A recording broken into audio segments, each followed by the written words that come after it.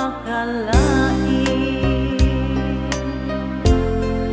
na iyong binigyan pansin ang taong tulad ko.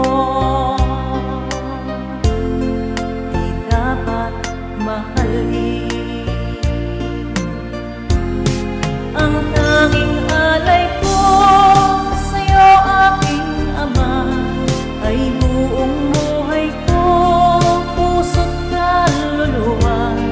Di man makayanang maipagkaloob, mamahaling hiyas o gintong niluko. Ang tanging dalangin, O Diyos, ay tanggapin. Ang tanging alay ko, nawa ay gamitin. Ito lamang, Ama, wala nang iba pa akong hinihiling. Aking hinihintay ang iyong pagbabalik, Jesus, ang makapiling kay